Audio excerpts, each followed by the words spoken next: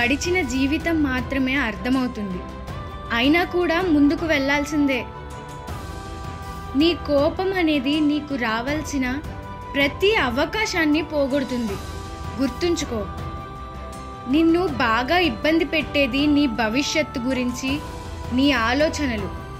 అందులో ముఖ్యంగా ఇవి జరగవు అని నీకు తెలిసినవి.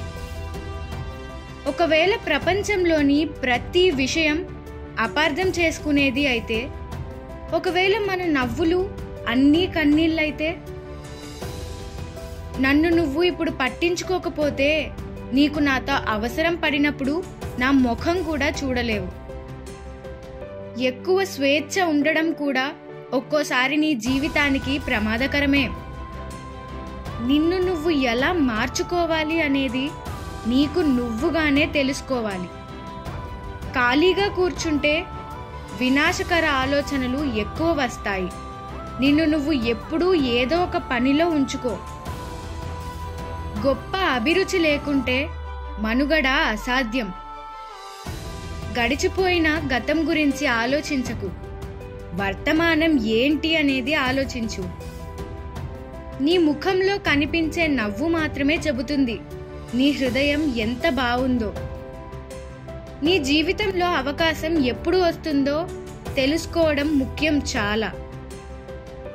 నా దుఃఖమే నా కోట. ఒక మేధావి నుండి మూర్ఖత్వాన్ని తీసేస్తే అతడు గొప్ప అద్భుతాలు చేయగలడు. వద్దు అనేది ఏది దాచకు. అవును మాత్రం ఎన్నో మోసాలు కారణమవుతుంది.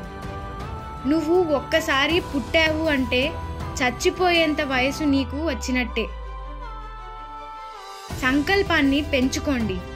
అదే మీరు ఏదైనా సాధించుకునేందుకు మీ ఆయుధంలా మారుతుంది. నిన్ను నువ్వు మోసం చేసుకోకు. అన్ని మోసాలకెల్లా నీ భయమే అతిపెద్ద మోసం. జీవితంలో నీకు ఎదురయ్యే భయానక పరిస్థితులకు అన్నిటికీ దీటుగా నవ్వడమే వ్యూహాత్మక ప్రతిస్పందన. యవ్వనం అంటే ఏమిటి? ఒక కళ. ప్రేమ అంటే ఏమిటి? కళ యొక్క సారాంశం. జీవితంలో ఎన్నో నీకు తెలియని అద్భుతాలు ఉంటాయి. అవి నువ్వు జీవించడం ద్వారానే తెలుసుకోగలవు. ఈ రోజుల్లో చక్కగా నిద్రపోవడం అనేది ఒక పెద్ద మిథ్య. జీవితం అనేది చేదు మందు అయింది నాకు. అయినా ఒక్కొక్క చుక్క తీసుకోవడం తప్పదు. నేను ఎప్పుడైతే నా కళ్ళు తెరిచి ఈ ప్రపంచాన్ని చూశానో నవ్వడం మొదలుపెట్టాను. అది ఇప్పటికీ ఆపలేదు. నిన్ను విమర్శించిన వాళ్లకు నీ సమాధానం ఒక నవ్వు నవ్వి మర్చిపోవడం. నీకు ఎక్కువగా స్నేహితులు లేరు అంటే నీకు జీవితంలో చాలా అనుభవాలు అయ్యాయి అని అర్థం. నీ భార్య నీ దగ్గర లేకపోతే 1-2 రోజులు చాలా బాగుంటుంది. కానీ జీవితాంతం లేకపోతే నువ్వు సరిగ్గా జీవించలేవు.